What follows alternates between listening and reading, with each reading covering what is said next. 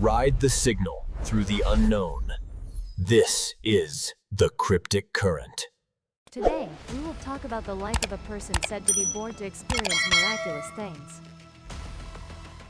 Yang Dingyi was born in 1958 in Taiwan, and at age 7, he immigrated to Brazil with his mother. At age 13, he received a scholarship at Keele University and simultaneously passed into medical school in Brazil with a high. At age 17, he earned a PhD in biochemistry from Rockefeller University, and at age 21, he received a second PhD from Cornell. At age 27, he became the head of the cell biology department at Rockefeller University, the youngest department head in the school's history. This caused a stir in the American academic community at the time. This is also the school with the highest Nobel Prize winning rate in the world. Dr. Yang's discoveries and research in the fight against cancer have been included in medical textbooks worldwide. He has also published over 200 papers in top international medical journals. Mr. Yang is also the only Chinese scientist to date to have been awarded the Medal of the Goddess of Liberty. From such a background, it can be seen that Yang Dingyi has been outstanding since childhood. But regarding studies, he almost never had to work hard at his books. Studying was very easy for him.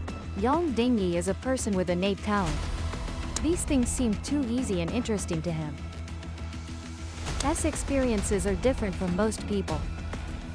From childhood to adulthood, he has experienced too many miracles. Normally, children are born after 38 to 40 weeks in the womb.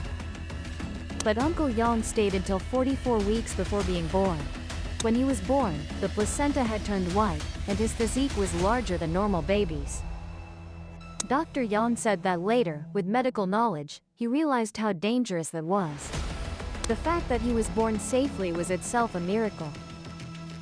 Since childhood, Dr. Yang has been a curious child, always asking questions to the very end. Why is it like this?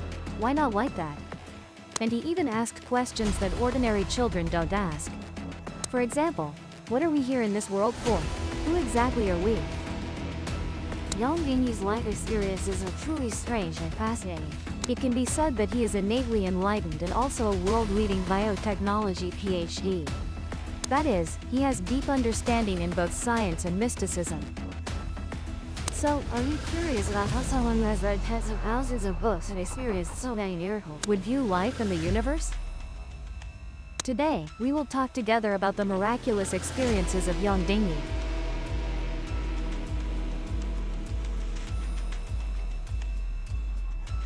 Hello everyone, I am Miss Ruby.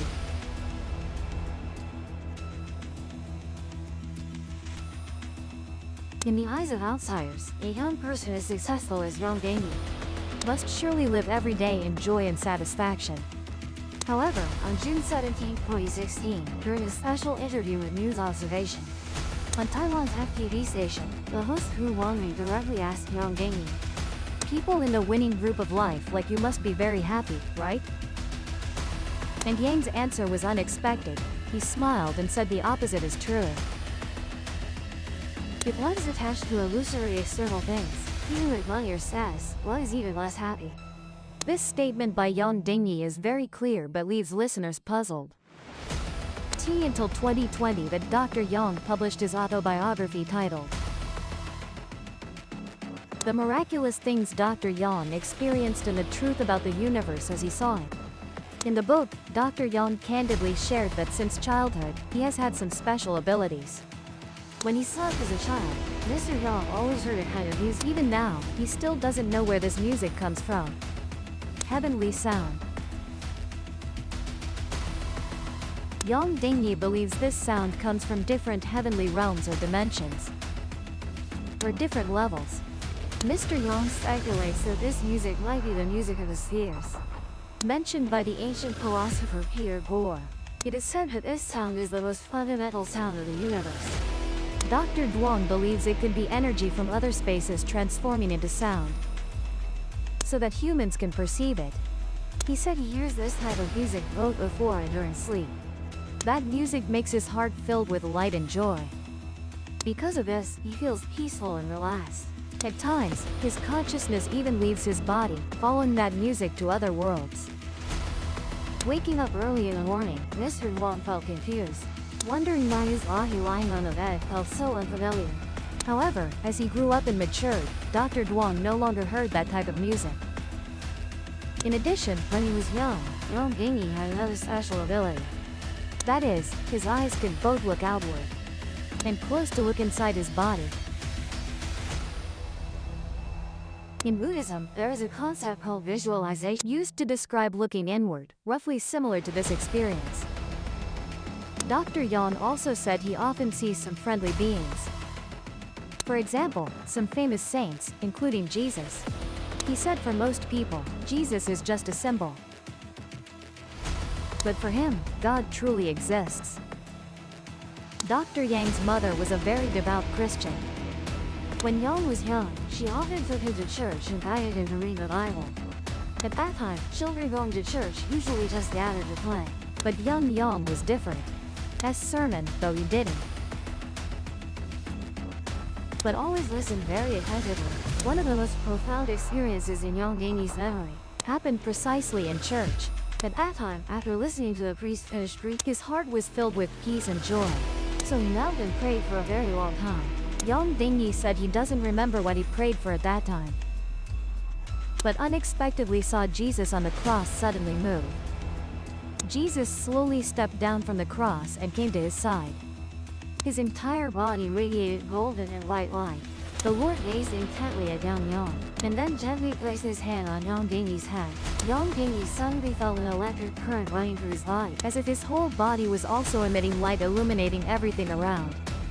Yang was young at the time and didn't know the concept of empowerment, but later recalled it being very similar to empowerment mentioned in Buddhist Tantra. Only that empowerment, initiation in today's religions, is often regarded as a ritual, only symbolic in meaning. But Yang back then truly felt the energy flow passing through and witnessed real miracles. However, in today's Christian scriptures and rituals, empowerment is not mentioned. But baptism, this type of ritual, has similar meaning. John the Baptist, mentioned in the New Testament, once baptized Jesus in the Jordan River, and prophesied that later Jesus would baptize many people with the power of the Holy Spirit. Dr. Duan's childhood experience tells us, spirit.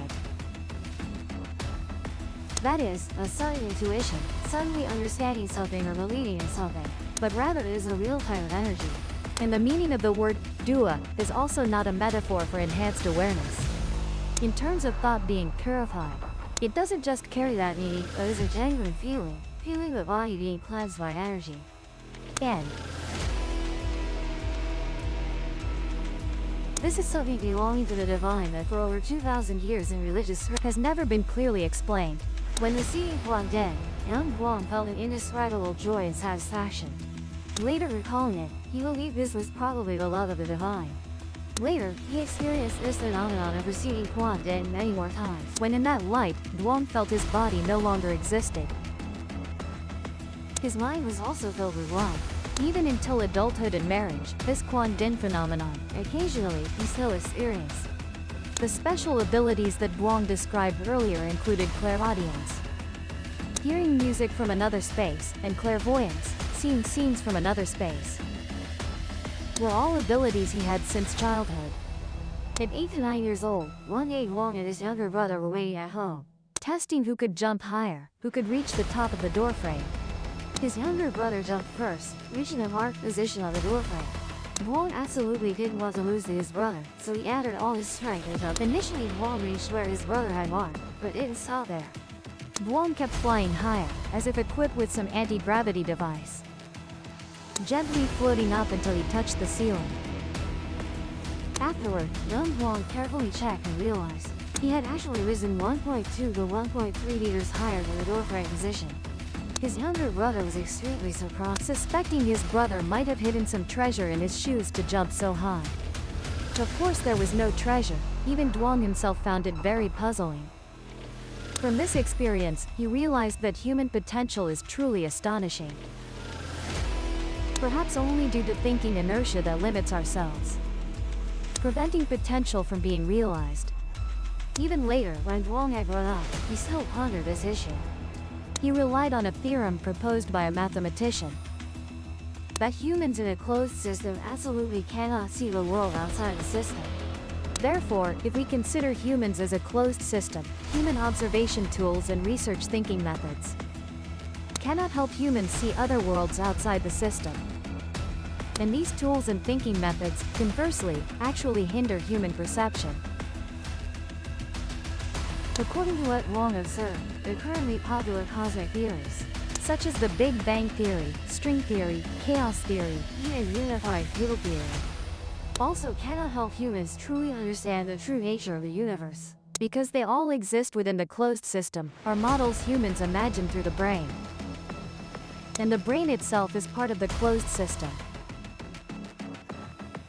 Wong believes that any information is a spiral field. Life, energy, the essence of matter are all spiral fields. Human consciousness is no exception. The spiral field is the fundamental force creating everything from nothing. Therefore, as long as one can perceive the spiral field with any kind of sense, humans can reach the deeper essence of life. Wang Danyat said that he comprehended this principle after entering a state of extreme tranquility. This is also why in the world, people can easily see spiral structures. For example, faucets, seashells, whirlpools, and the double helix structure of DNA all exhibit perfect spiral shapes. Mr. Duan also discovered that the Polar angle of the spiral and the rotation speed determine the final shape of matter. This concept of the spiral field reminds me of a passage from another strange book, OSP. We have already done several episodes about the content of the OSP book. Here, we'll just briefly mention the content related to the spiral field. OSP is a book written by an American named John Newbrough for automatic writing, completed in the latter half of the 19th century. A massive work of over 2 million words, completed in less than 2 years. Is said to record the history of Earth's civilization over the past 80,000 years. In the Book of the Creator, the first part of this strange book, the Creator says, in the middle layer of the three realms, called the atmospheric layer, he used the power of swirling wind to open 3 more layers. Isn't the swirling wind power mentioned in OSP the same as the rotation of the spiral field that Dr. Wang mentioned? Looking at it this way, the understanding of the material basis constituting the 3 realms is the same between Newport Globe in 19th century America and Wang Danyat. However, Dr. Wang had additional insights. Because of this understanding of the spiral field, from then on, Mr. Duan rarely read books like ordinary people. In fact, he had an enormous collection of books at home, over 10,000 volumes. Wang's collection was diverse, covering religion, psychology, philosophy, and science But Mr. Duan discovered that the human brain has a characteristic. It's easy to get bogged down in trivial, unimportant details and miss the book. However, Wang Danyat also read books, and how did he read? He found that when the mind is very calm, just approaching a book allows one to sense the author's emotions and creative intentions. Why is that? Because every author writing a book, artist, or calligrapher leaves behind a life field during their creative process, which is that kind of spiral information field. And people with certain abilities don't need to actually read the entire book. Just approaching it allows them to sense the characteristics of this spiral field, or the message it carries. This ability is actually a kind of superpower. It's like telepathy, one of the 6 supernatural powers mentioned in Buddhism. That is, being able to know what others are thinking. So Duong Din Nyan didn't read books like others. Sometimes he just skimmed through, using the information field left by the author to explore the author's thoughts during creation. Duong Den Nyan believed that this telepathic function isn't really considered a supernatural power. That's an ability everyone is born with, but due to modern society,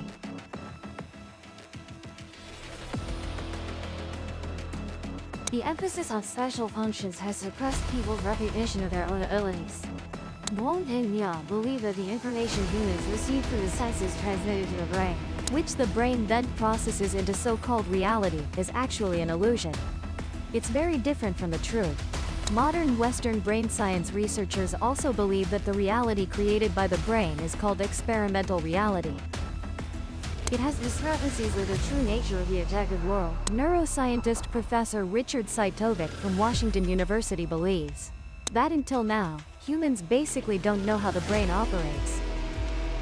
Consciousness is just a controlled illusion because there is no light or sound in the skull. It's actually a black box. To this day, the brain's mode of operation remains the greatest mystery in the medical field.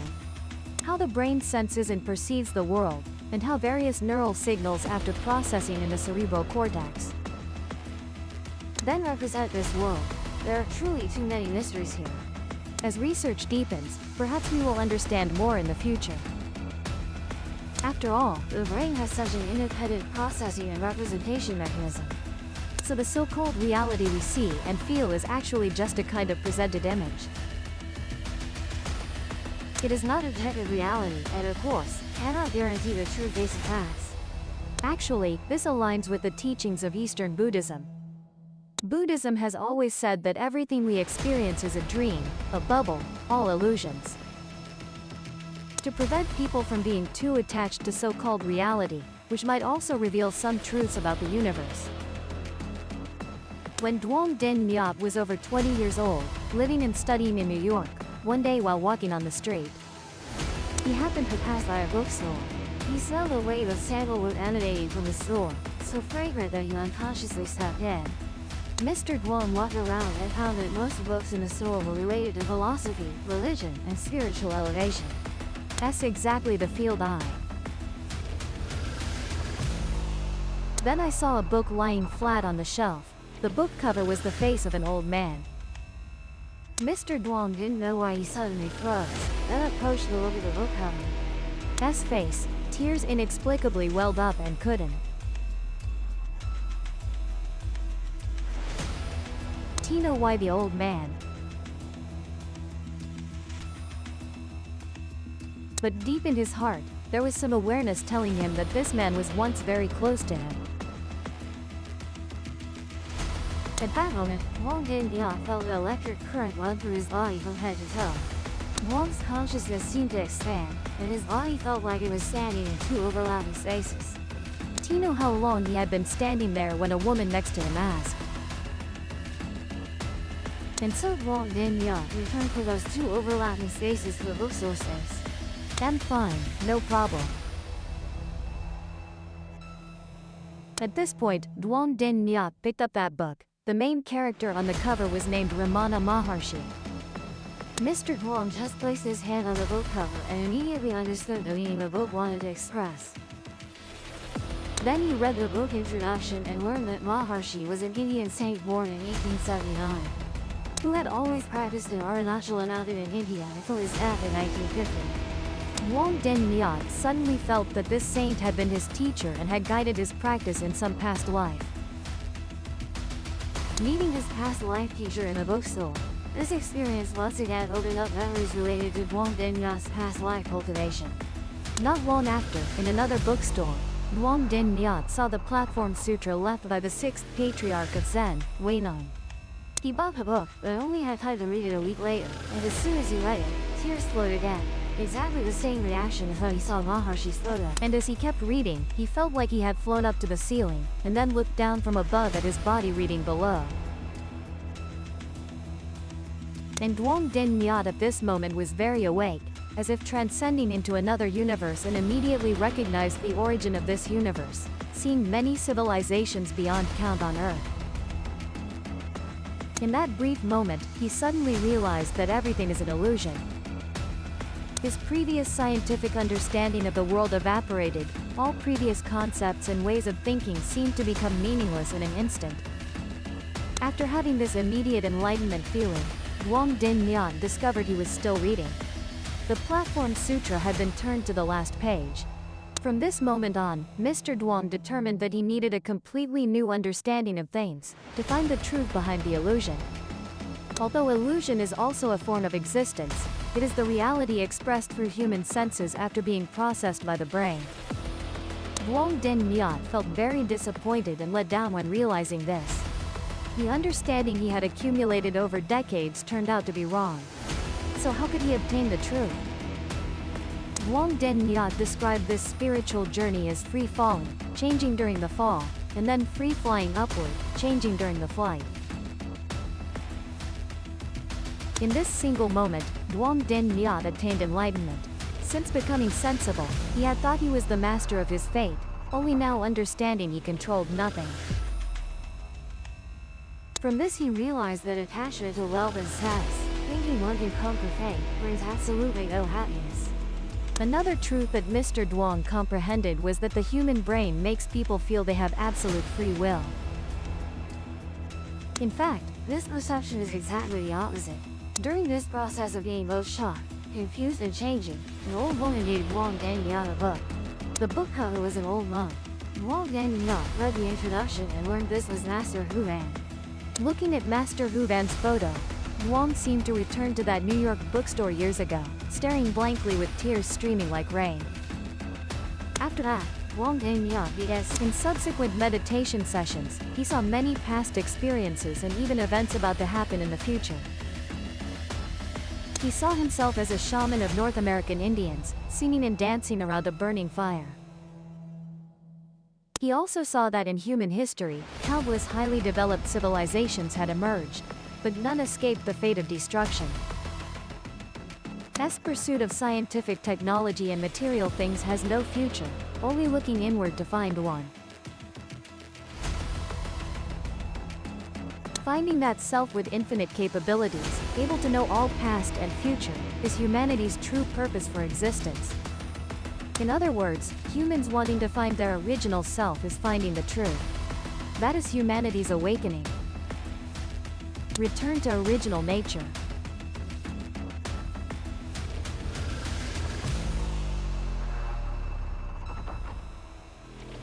Returning to one's original primitive nature, one naturally attains innate wisdom. Everyone already has great wisdom potential. For example, among the four great bodhisattvas mentioned in Buddhism, Bodhisattva Manjushri represents wisdom, Bodhisattva Samantabhadra represents practice, and Bodhisattva Kayasiddhartha is responsible for explaining karma. After awakening, returning to original nature and finding one's true self is the spiritual core in the miracle book of Master Duong Danyat. He shares the wonders he experienced with readers, hoping to help everyone prepare for the appearance of that future savior. This savior is the Messiah transmitted in the West, Maitreya Buddha, the future Buddha transmitted in Eastern Buddhism, and also the saint prophesied in the Tui Tzu. In his book, Duong Danyat also mentions that his book and some other spiritual books are reference materials prepared for crystal children. So next, let's discuss the crystal children that Duong Danyat mentioned, to see what kind of group they are. In the 1970s, a special group of children appeared in the West. They always felt detached from the world, directing their attention inward and focusing on the internal. In the eyes of adults, these children belonged to the autistic group. Westerners called them indigo children. Dr. Duong said that these children are very sensitive to the environment, able to perceive things that ordinary people cannot. They are called indigo children because their bodies emit a violet-blue light. This light indicates that they disregard material fame and fortune and focus on spiritual elevation, so their attention is inward. In the 1970s, psychic Nancy Tapp first mentioned this type of body light. However, adults in daily life do not understand these children, thinking they are abnormal and lack survival skills. In human society, if one doesn't compete and strive, how can one gain status and a future? After 2000, another group of children appeared on Earth, called crystal children. Their bodies often emit a milky white light or have a bit of rainbow glow. In the 1990s, Western psychic Doreen Virtue first spoke about the birth of crystal children. Dr. Duong noticed that these children are very creative, with flexible perspectives, not clinging to old ways of thinking, always wanting to explore and experiment with everything. Adults in society think they have no rules. However, Duong Danyat emphasized that the future of Earth lies in the hands of these crystal children. They will build a new reality, breaking the constraints imposed on their own perspectives in the past. From there, enlightening a healthy survival perspective, more beneficial for pursuing the innate self. Dr. Duong Danyat believes that indigo children born in the 1970s questioned human attachments and the pursuit of so-called reality. Shifting from material pursuits to elevating the spiritual level. As for crystal children born in the 2000s, They balance both internal and external, not biased toward material or spiritual. They have raised deeper issues, representing the future of humanity. Dr. Duong Din Nyat's idol is none other than Nikola Tesla. Mr. Duong said that Tesla's vision far surpassed Edison and other scientists of his time. Just because he had different characteristics, he was ostracized. This might also be similar to the general situation of many people when they have spiritual awareness, wanting to go against the flow, striving to be good people, so as not to be swept away by the bad currents of currencies. They might also be looked at with different eyes by many people. However, real gold is still real gold. Even though Tesla was treated unfairly, he ultimately remained a genius inventor. What needed to be done, he still did. And in the end, everyone understood. I think those who awaken spiritually will be the same. What about you? What do you think? Please share your thoughts in the comments section below the video. Our sharing for today ends here. If you find this video or the content on our Miss Ruby channel truly helpful, please share it with a friend to explore together. Thank you very much. Goodbye and see you again.